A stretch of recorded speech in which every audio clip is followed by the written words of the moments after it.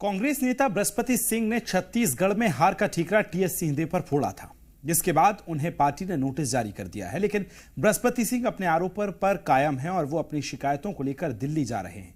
साथ ही उन्होंने कहा है कि चरणदास महंत नेता प्रतिपक्ष बनने के लिए कुमारी सैलजा के पक्ष में बयान दे रहे हैं।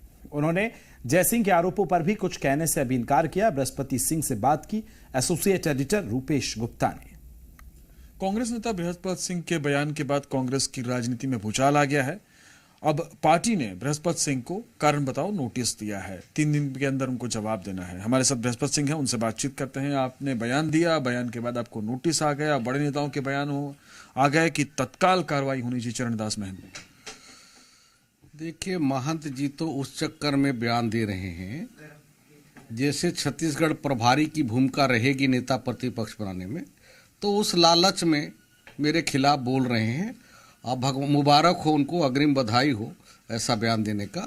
अगर महंत जी इसी तरह से बयान पहले दिए होते, चुनाव के पहले, और छत्तीसगढ़ के बारे में अगर हमारे नेताओं ने पहले अगर ऐसी कार्रवाई शुरू की होती तो आज हमारी सरकार हो गई होती। नोटिस देने के लिए बहुत धन्यवाद करता हूँ पीसीसी को, प्रदेश कांग्रेस कमेटी को, और यही कह रहा हूँ कि बहुत विलम्ब से शुरू हुए साहब, आप जब तक निकल चुकी थी गाड़ी आपकी। अगर 1 साल पहले दिए होते, जितने बड़े नेताओं ने हमारे कांग्रेस के खिलाफ जहर उगला और भाजपा का पक्ष में बातें रखी, अगर ये कार्रवाई हुआ होता तो आज कांग्रेस की सरकार होती, भाजपा शपथ नहीं ले पाई होती। तो ये क्या जवाब देंगे इसका? बिल्कुल लिखित जवाब भेज रहा हूँ और उसकी कॉपी भी आप लोगों को उपलब्ध कर दूंगा। आप भी अपनी ओर से कुछ बात ऊपर रखेंगे? बिल्कुल, हमारी चिट्ठी टाइप हो गई है, टिकट बन गई है, सुबह वाली फ्लाइट से दिल्ली जा रहा हूँ। तो किससे मुलाकात करेंगे? टाइम लिया है? राष्ट्रीय अध्यक्ष सहित सारे बड़े नेताओं से मिलूंगा और मिलकर सारी बात बताऊंगा। अच्छा, एक चीज ये बताइए कि विनय जायसवाल ने कह दिया कि 7 लाख रुपए उन्होंने दिए चंदन यादव को। तो ये चुनाव जिनको टिकट नहीं मिली, हारने के बाद बयान क्यों आ रहे, पहले क्यों नहीं आ रहे थे? इसके बारे में तो वही लोग बता पाएंगे, किसने दिया किसने लिया। लेने वाला जाने भाई और देने वाला जाने। मैं इतना जानता हूं कि कांग्रेस को नुकसान पहुंचाने वालों के खिलाफ कार्रवाई होना चाहिए, जिसके कारण कांग्रेस बनती हुई सरकार को लोगों ने डुबा दिया है।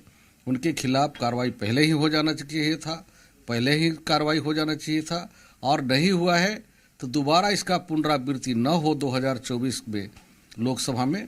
इस बार से 2023 में तो जो होना था हो गया। अब सांप गया बियर में, डंडा पिटने से कोई मतलब नहीं है।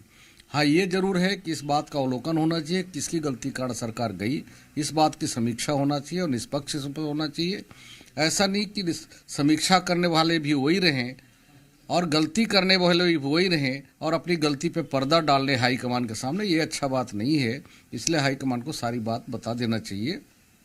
और इसमें जो प्रभारी की भूमिका सरकार बनाने में होना चाहिए, कांग्रेस की मजबूत करने में होना चाहिए, ऐसी नहीं रही। सिर्फ किसी को प्रोजेक्ट करने में खाली समय बिता दी और कांग्रेस के हमारे जितने भी उम्मीदवार रहे बेचारे, उनका बैक सपोर्ट नहीं मिला, डैमेज कंट्रोल भी नहीं बनाई गई, और नहीं ऐसा पूरे हर विधानसभा वार जैसा पहले होता था कार्यक्रम, वैसा अन्य चुनाव में हम लोगों ने किया, हमारे प्रभारियों ने, वैसा नहीं हो पाई।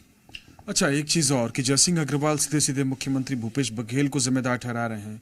उनका कहना है कि जो सरकार की सारी शक्तियां थी वो भूपेश बघेल अपने पास रखे हुए थे और उसकी वजह से चुनाव हारे।